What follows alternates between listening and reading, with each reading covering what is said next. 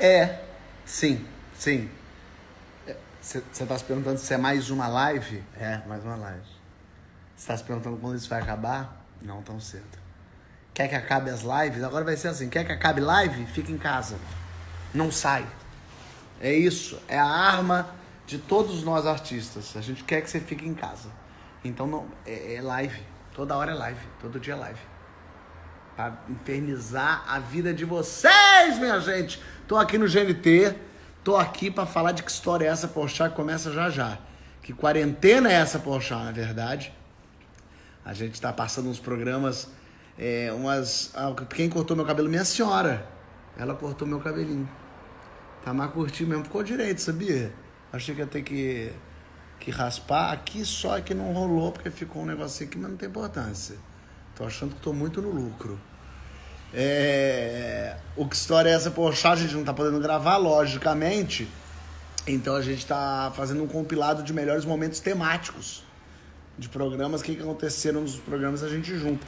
E pra fazer um esquenta, pra fazer um aquece aqui, eu tenho feito as perguntas que eu faço no bar para algumas pessoas. Já teve aqui a Tainara G, já teve aqui a Dora Figueiredo, já teve aqui também... Peraí. Eu vou lembrar. Agora em Sanduíche, ela esqueci. Vocês vão me lembrar? A Foquinha, lembrei, que foi muito legal. Yes, lembrei. Minha memória é bem triste. Minha memória é bem triste. E aí, enfim, já separei as perguntinhas aqui para fazer, porque hoje teremos um convidado especialíssimo. Um convidado mais do que especial para um dia que é um dia muito especial, sabia? Vocês sabiam que hoje, olha aqui, eu vou até ler para não falar besteira, que hoje é o dia da educação.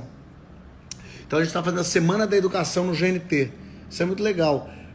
Não só com as lives, aqui é uma iniciativa que partiu até da Globo, inclusive. Então a ideia é falar um pouco da Semana da Educação, da importância da educação, da importância e de como cada um lembra. Então eu quero fazer as perguntas do programa, mas da época de escola, com o meu amigo...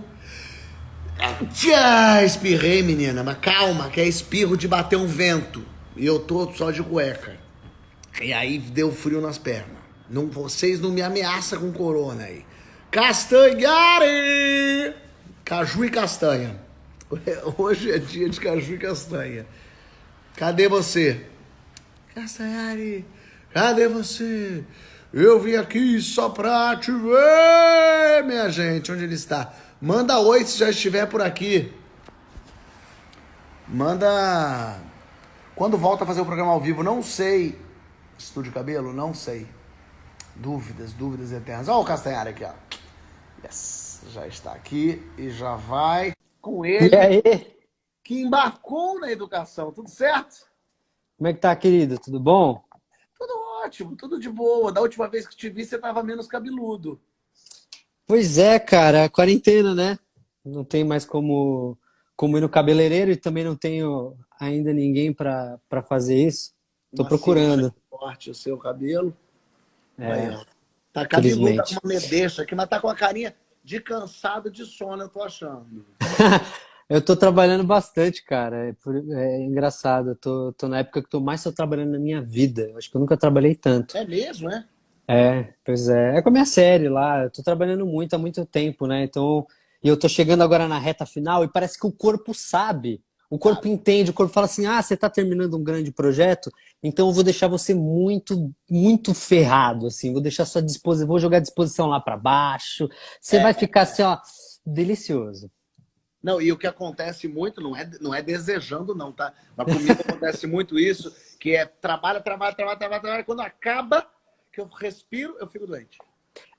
Parece que não é que parece, eu tenho certeza que o corpo entende, né? Pô, a gente tem neurônio até no nosso estômago. Então, eu acho que o corpo entende que você terminou aquele negócio que você precisava estar bem até aquele momento. Ele fala, beleza, agora eu posso descansar e relaxar um pouquinho as defesas. E Posso aí, exatamente soltar, abrir mão aqui do sossego. deixa eu deixar alguns anticorpos aqui descansando, que eles estavam em prontidão ali, porque você parecia estar meio ferrado da cabeça, mas enfim, tamo aí. Miga, você era um bom aluno? Cara, depende de que época você for analisar a minha biografia. Porque Depois da quarta série, que até a quarta série todo mundo é uma lindeza. Imagina, o meu era o contrário, assim. Eu demorei. Até o canal tem até uma relação com isso, sabia? Porque eu senti, quando eu tava no primeiro, quando eu senti. Ih, travou Castanhari. Castanha. Alô?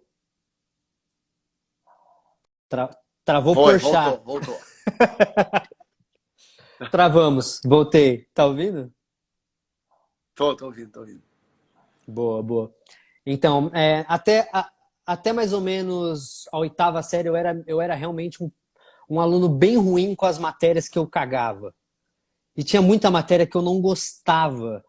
Português, por exemplo, eu odiava Nossa, português. que curioso. Eu era do cara que gostava mais. Eu gostava de história e gostava de artes, educação física. Eu queria ser atleta. Durante muitos anos eu quis ser jogador de futebol. Eu tive esse lado assim de ou arte ou futebol. Era o que eu achava para o lado que eu ia. Então, qualquer outra coisa que não fosse aquilo, eu cagava de um jeito, eu colava, eu era o cara que sentava atrás no fundão. Por eu ser baixinho, eu sempre fui muito baixinho, engraçado, as pessoas acham que eu sou alto, eu sou baixinho. Por eu ser baixo, eu tinha que ser folgado, porque senão as pessoas mexiam comigo, aquela coisa de autodefesa. Então eu era folgadinho para ninguém mexer comigo. Eu era um péssimo aluno. Até que no primeiro ano eu entendi as coisas, eu falei, nossa, cara, que eu tô fazendo com o meu tempo, sabe? Bateu uma coisa do tipo, putz, quero aprender. Mas aí eu já tinha, né, pelo menos em muitas matérias que hoje em dia eu uso o meu canal para reaprender aquilo que eu caguei na época de escola, é justamente é, é, é- é um sintoma, né, do que, A do que gente tinha aconteceu na minha muito que infância. ser Benjamin Button, né? Porque a gente é adolescente, a gente é criança, a gente é muito imbecil. A gente acha que não tá nem aí, a gente não quer aprender é chato, a gente mata as aulas. Imagina se eu fizesse aula hoje, eu ia chegar 10 minutos antes para ficar lá preparadinho, vendo, anotando, escrevendo, querendo. Mas a gente adolescente, a gente quer que aquela gente toda morra. A gente não tem muito saco, né? Falta saco. E a maneira com que a escola funciona também, principalmente quando você é adolescente, você está naquela fase, sabe, imperativo, né? Pelo menos na minha época, era aquela coisa de você sentar e tinha uma lousa e tinha que copiar o conteúdo, sabe? Para alguém, essa relação com a informação, com o conhecimento, ela às vezes é tediosa na época de escola. Então, muitas vezes você acaba criando uma relação negativa, né, com o conhecimento. Aí, quando você cresce, fala: Meu Deus do céu, como eu queria ter aprendido aquilo. Como você entende como a informação ela engrandece, como ela muda a nossa visão da vida, como ela nos ajuda socialmente, nos ajuda de várias formas, né? É engrandecedor você ter conhecimento. E quando você percebe isso, você olha para trás e fala: Nossa, a oportunidade que eu perdi, né? Com tantas matérias legais que tinha, e eu, né, preferia Eu ficar fico desenhando. pensando nessas pessoas, porque às vezes minha mulher fala umas coisas que ela aprendeu na escola. Eu falo, meu Deus, como é que você lembra que há 20 anos atrás você aprendeu um negócio na escola? Eu esqueci 95, eu acho que eu só sei escrever português, é a única coisa que eu aprendi na escola. Porque dá muita agonia, assim, coisas que eu ouço ela falar às vezes, eu falo, como é que eu não sei se eu estudei isso. Eu penso, lógico, devo ter estudado. Mas a gente meio que não se dá conta das importâncias dessas coisas, né? Eu acho que é a relação que a gente cria com esses conteúdos, né? Porque é engraçado, tem muita coisa que eu apaguei da minha mente, mas também tem algumas coisas que ficaram muito marcantes. Por exemplo, eu nunca vou esquecer da aula que eu tive sobre ditadura militar. Não, olha. Porque foi uma aula muito marcante. A maneira com que o professor fez, sabe? A forma é engraçado porque foi um professor substituto que ele veio no dia e ele separou, ele afastou todas as cadeiras assim, falou assim, ó, vamos fazer uma roda. Ele ficou no meio dessa roda e aí ele começou a dar aula de ditadura, mas trazendo todo aquele clima pesado da ditadura, toda aquela coisa. E eu me lembro de ser uma aula muito marcante, dele falando de como é que os caras torturavam e etc. Então, eu sinto que muito do que é esquecido pela gente também é porque a maneira com que foi passado não foi marcante o suficiente para a gente lembrar até hoje. A gente, como não utiliza muitas das coisas, depende da área que a gente acaba indo, realmente cai em desuso, a gente esquece. Mas, para mim, as coisas marcantes eu lembro até hoje. Isso que é mais engraçado. E é muito. A gente fala muito desses professores, essas coisas marcantes. e quando o professor tem gosto de dar aula, quando o professor... E é muito difícil, ao mesmo tempo, cobrar do professor, um cara, mesmo em escola particular mesmo, mas numa turma que tem 35, 40 alunos, que o cara tem que ensinar física para gente que está desinteressada, que não tem a menor É. vontade, o cara não tem tempo livre, o cara ganha mal, o cara não é equipado, o cara não tem... Ele próprio, professor, não tem como se reciclar. Como é que você quer cobrar de uma pessoa dessa esteja empolgada para ensinar todo dia, né? E ela tem que seguir um currículo, ela tem que seguir um cronograma que é passado para ela, entendeu? Então ela tem que entregar aquilo, tem prova para corrigir, tem uma série de coisas que ela precisa se preocupar. Então não é tão simples assim, né? Tem uma quantidade muito densa de conteúdo para se passar, né? E às vezes coisas que a gente entende hoje em dia é engraçado, porque eu lembro de conteúdos que às vezes eram passados em 2 dias na sala de aula.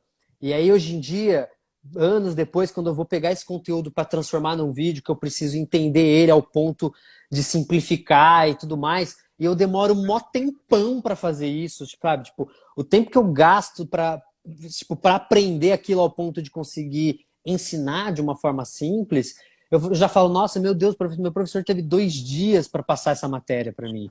E aí eu tô tendo aqui, 2 meses para fazer um vídeo sobre isso. Aí o cara vai lá e fala, pô, eu prefiro o Castanheira do que o meu professor. Pô, é injusto essa comparação, é muito injusto. Eu tive 3 meses para fazer aquele vídeo. Eu tive 4, teve vídeos que eu gastei 5 meses para fazer.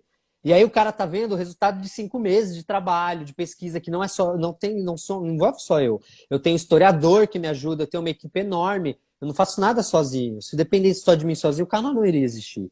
Então, e aí você pega isso e compara com o que o professor está tendo que fazer em sala de aula. Então, muitas vezes eu vejo muito comentários no meu canal e eu sempre tento lá e comentar, falar, pô, mas é injusto você comparar. Entenda que eu tive um puta tempo para fazer isso, não é? É uma comparação injusta. E minha ideia não é competir com o professor, é se tornar um aliado, é agregar, né? Isso que eu ia falar, isso deve ser muito reconfortante para você, recompensador, você ser usado nas escolas, você ajudar pessoas a entenderem aquela matéria, ou seja, ser exatamente um aliado do professor. Eu imagino quantos professores não devem falar, Castanhari, obrigado. É muito legal, cara, é muito legal. E é engraçado porque começou de uma forma meio orgânica, assim, né? Quando começou, sabe como? Com o curso de publicidade e propaganda, quando eu fiz um vídeo sobre propagandas antigas no meu canal. Eu fiz um grande compilado de propagandas que marcaram a publicidade no Brasil. E tem várias icônicas, desde as propagandas que passavam na Copa do Mundo. E eu fiz um compilado disso. E aí começou essa coisa de muito curso, de cursinho, de publicidade e propaganda, passar o vídeo, porque realmente era um material muito bacana, ele era um compilado legal da publicidade brasileira. E começou assim, e aí quando eu comecei a fazer os vídeos de história, aí foi uma coisa que me assustou muito, assim, porque muitos professores passando, o vídeo em sala de aula, eu lembro até um ponto quando a minha escola, que eu estudei, a Fundação Bradesco de Osasco, quando eu recebi um print de um aluno da Fundação Bradesco de Osasco assistindo um vídeo meu. E aí foi, para mim, ali foi o máximo que eu acho que eu alcancei para mim, assim, de achievement na minha vida. Agora, você acha que é possível, isso é incrível mesmo, você acha que é possível ensinar, a gente está falando sobre isso, gente, porque hoje é o dia da educação, e a gente está fazendo a Semana da Educação no GNT, por isso mesmo a gente convidou especialmente o Castanheira para bater esse papo com a gente aqui, que é um cara muito envolvido com isso. Você acha que é possível ensinar neutro, sem dar a sua opinião? Eu acho que é possível, assim, depende do tema. História é um pouco delicado, porque história você sempre vai estar contando um lado da história. Porque a história é sempre contada. Você pode tentar ser neutro na história, mas você sempre tem lados. E aí, como é que você pode ser neutro? Mostrar todos os lados. Entender que existem sim lados. Não pode ignorar que existe lado, porque o lado existiu sim. E é importante mostrar para as pessoas que existiram lados, e não só um lado. Então você mostra os lados. E você mostra os dois, sabe, entendendo o peso. E para mim existe um grande peso na hora de fazer essa análise do que eu vou mostrar mais. Tipo, quanto tempo eu vou gastar? Porque a gente ainda tem que decidir isso. Não basta só mostrar os dois. Quanto tempo de cada um você vai mostrar? Vale a pena mostrar igual? O peso, qual que é o peso para mim? Para mim, eu peso sempre o lado mais humano da história. Então, eu sempre vou olhar pelo lado do ser humano. Então, quem mais cagou para o ser humano, eu tendo a demonstrar de uma forma mais negativa. Entendeu? Lembrando que não existem santos na história. A gente sempre tem lados diferentes. Sempre a gente tem. Quando você analisa, é engraçado você ver filme de guerra. Quando é um filme produzido por um americano, ele vai sempre retratar os Estados Unidos como sendo os grandes heróis que salvaram a nação. Mas se você pegar um vídeo sobre a Segunda Guerra Mundial, que foi contado pelo cineasta japonês, ele vai ter outro lado dessa história. Para ele, os Estados Unidos serão os grandes vilões, né? Por tudo que aconteceu em Pearl Harbor, não, em Hiroshima e Nagasaki, depois do ataque em Pearl Harbor. Então, assim, você sempre tem o lado da história. Então, é importante você mostrar todos os lados para que a pessoa chegue à conclusão de quem ela acha que está errado. A gente tende a olhar os perdedores como sendo o lado errado, mas eu acredito que nem sempre é assim. Tem muita gente que ganhou e a coisa não era legal, não. Você falou que fica 3 meses para fazer um vídeo, porque qualquer errinho descredibiliza a porra toda, né? Sim, nossa, é muito delicado, é muito delicado. E no YouTube é mais ainda, porque pode ter certeza que alguém vai pontuar esse erro nos comentários. Alguém vai lá, seja motivado por um sentimento bacana de querer ajudar e falar, ó, ali tem um errinho, ou seja motivado pelo sentimento de querer apontar aquilo na tua cara para descredibilizar o seu trabalho. Você pode ter as duas pessoas fazendo a mesma coisa com intenções diferentes. Mas o fato é pontuado, sim. Então, quando eu entendi isso, e foi justamente por isso que eu comecei a ser tão criterioso, porque eu cansei de ler pessoas apontando erros. E eu errei muito, sabe? E, assim, é importante lembrar que eu comecei muito falando da minha infância, com nostalgias e coisas, jogos e filmes, seriados e essas coisas. E até nisso as pessoas falam, pô, ali você falou que foi assim, mas não foi bem assim. E sempre que eu lia um comentário desse, isso me destruía. Porque eu falo, puta, porque se o cara viu um erro desse, ele falou, pô, se ele errou ali, pode ser que ele tenha errado em outro ponto também. E realmente, se você planta a sementinha, se o cara falou uma besteira no momento ali, você fala, ih, o cara já falou besteira pra isso, então que garantia você tem que ele não falou mais besteira?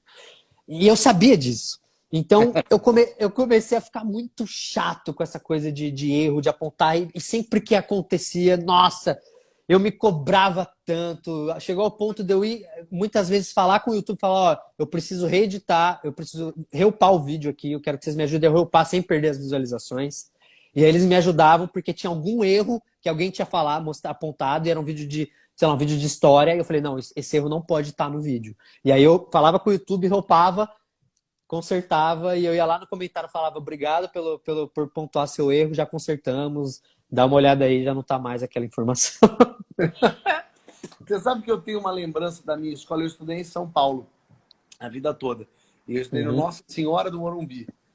Eu adoro esse nome porque é um nome muito como se o Morumbi precisasse de uma aparição de Nossa Senhora.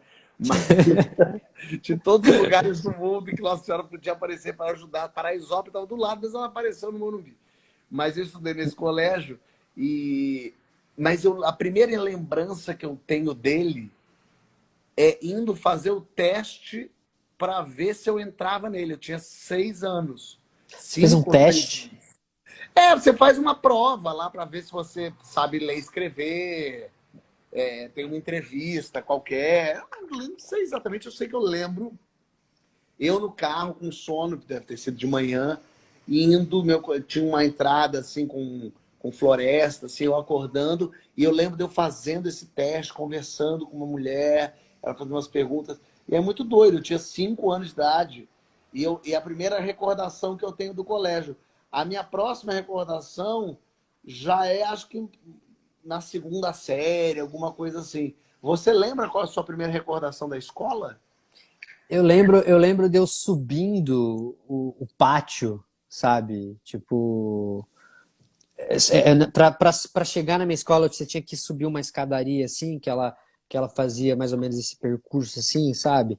E eu ia subindo, e para uma criança era muito engraçado, eu lembro que era tudo gigantesco, tudo muito grande. A entrada era gigantesca, a escada era gigantesca. Quando eu chegava no pátio da minha escola, o pátio era gigantesco. E eu tenho certeza que se eu voltar na minha escola, é engraçado, já rolou o convite já, a gente não conseguiu conciliar a agenda ainda, mas eu queria muito fazer isso, voltar na minha escola, o pessoal da fundação já entrou em contato comigo, queria organizar. E eu tenho certeza que eu vou voltar lá e eu vou achar tudo minúsculo. Eu vou achar tudo muito pequenininho. E eu falo, nossa, será que deve ser engraçada essa lembrança, né, de tipo de você voltar no seu colégio. Eu lembro A muito sala dessas. de aula deve ser minúscula. Deve ser minúscula, tudo deve ser muito pequenininho, assim. O pátio é uma coisa que eu lembro como algo gigantesco, o pátio do colégio. Deve ser um pátiozinho pequeno, assim, que hoje em dia você olha e fala, daí não era tão grande quanto eu imaginava. É uma sensação. Eu tenho, assim, apesar de quando criança a gente não é muito ligado a aprender, foi isso que a gente estava falando, mas eu tenho lembranças muito boas da escola. Toda vez que eu penso na minha escola, me vem, eu fico meio feliz, eu sorrio. Você tem um pouco isso também? De lembrar com muito carinho da escola, época de escola? Sim, principalmente porque eu estudei minha vida inteira na mesma escola, né? Eu estudei minha vida É, eu inteira também. na Fundação Bradesco. Então, para mim, são memórias bacanas. Eu sempre tive muitos amigos, né, na minha escola. Minha relação com os professores foi tão bacana que hoje em dia o nosso consultor de história, o historiador, ele é o meu professor, né? Foi meu professor Que legal! na época da escola. Ele foi meu professor acho que foi na sexta série, na oitava série de história. Então, tipo, eu tenho uma relação muito boa, converso com meus amigos da época de escola até hoje, muitos deles me acompanham. Até hoje, um dos meus melhores amigos, que é o Paulinho, é um amigo da época de escola, um abraço, acho que ele deve estar assistindo a live aí, um abraço pro Paulinho. Então, carrego muitas coisas boas até hoje. Você ainda conversa com a galera da época da sua escola? Dos amigos, todos os meus amigos de escola, eu sou amigo, que todos. O meu grupo de amigos, de 8 amigos, somos os mesmos desde a segunda série. Ah, é? E É, até hoje. até hoje tem, sai. Lá na minha casa de São Paulo, tem um amigo meu que está morando lá, inclusive. Ele está morando na minha Ah, casa, é um amigo de escola. Então a gente fala muito, assim. O cara que investe meu dinheiro é meu amigo de infância. É o cara que fez faculdade, se formou, não sei o quê, e hoje ele trabalha comigo. Então é muito que legal poder legal. contar com os amigos. Mas eu fiz, né, tem essa série que eu fiz, Homens, que tem uma cena que eu fiz dessa temporada nova, que aliás daqui a pouquinho, 10 da noite, no Comedy Central, para quem estiver aí, na segunda temporada, tem uma cena que são os amigos, esse cara e o meu personagem voltando para aquela tradicional festa do reencontro dos Do, amigos. sim, E sempre aí, tem. só que ele não dentro de uma bolha, porque ele é uma pessoa e todo mundo continua meio com umas opiniões meio merdas, assim. E aí ele se sentindo meio, cara, quem é essa turma? Quem é essa gente que está ao meu redor?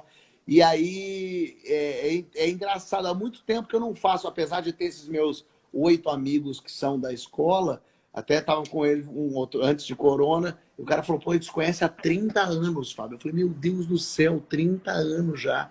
Me deu uma dor. Eu falei, eu tô muito Caramba, velho. Eu virei aquele amigo do meu 30 pai que anos. fala, nos conhecemos há 40 anos. No científico estudamos juntos. Sabe essas coisas?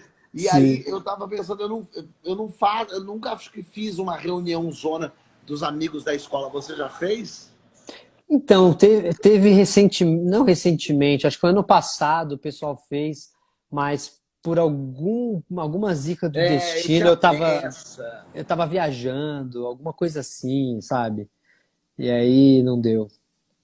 Bom, ó, olha aqui, vamos encerrando a nossa live até para você poder dormir, descansar e tomar um centro para você dar uma acordada. Eu É vou nada, o que te... eu provavelmente vou jogar League of Legends. que é o que no fim das contas relaxa a gente, né? Com certeza. Mas uma pergunta, se você pudesse escolher uma pessoa hoje no mundo para ser seu professor por um dia, quem que você escolheria? Eu escolheria o Carl Sagan. Foda. Carl Sagan, para quem não conhece, foi um dos primeiros grandes cientistas a divulgar a ciência de uma forma acessível para todo mundo. Com certeza, Carl Sagan seria esse professor. E, e que evento histórico que você aprendeu na escola que você gostaria de ter presenciado? Nossa, o ser humano, o homem pisando na Lua, sem dúvida Eu alguma. queria estar lá na Lua vendo, assim. Não seria possível estar lá do lado deles, mas se Não, na pudesse. imaginação pode. Imagina que, nossa, imagina que coisa louca você tá presenciando. Imagina que louco você tá na Lua, olhando a Lua assim, olhando para a Terra. Meu sonho ainda é ver a Terra de longe. Se o Elon Musk conseguir tornar essa possibilidade, Isso eu quero muito. eu quero muito ver a Terra de Todo o longe. dinheiro nisso. Eu também. E acho que vai ser possível, cara. Em breve não vai ser tão caro. O problema fica com medo só com a idade, porque quanto mais velho a gente vai ficando, mais é a chance de não poder ir. Ah, mas eu acho que eles devem comercializar isso eventualmente, cara. Tipo, tornar acessível, sabe, ao ponto de, tipo, não vai ser um trauma pro seu corpo. Fazer isso de uma forma que vai ser tranquilo. Nossa, imagina que legal mandar uma galera lá pra cima. Você falou, ver aquela terra plana toda bonitinha. Mandar o Olavo lá, vai ser legal. E para terminar, se você pudesse dar uma dica para um jovem estudante, que dica você daria? Um jovem estudante, aproveite a oportunidade que você está tendo de aprender agora, de usar o seu tempo só para aprender, porque você vai sentir uma falta de ter tempo para aprender. É isso. Você tem razão. Castanhari, obrigado mais uma vez por estar participando. Você é sempre parceiro, topa tudo. Conte comigo sempre para o que precisar também. Obrigado, querido. Eu que agradeço aí o convite. Se precisar de mim, tamo aí, viu, querido? Vamos jogar, abraço. garoto. Vamos lá, vamos pro LOL. Felipe Castanhari, sensacional. Minha gente, História Essa Porchat começa já, 10h30 da noite, no GNT. Agora tá passando um Extreme Makeoverzinho, uma coisa leve, mas tu pode já ligar lá e deixar a coisa esperando, porque vai começar. Foi rápido, né, gente? Mas assim que é bom. Ó, vai começar agora, inclusive, homens também. Quer fazer dobradinha de Fábio, assiste homem, depois vai lá assistir. GNT, 10h30, História Essa Porchat. Um beijo pra vocês, valeu!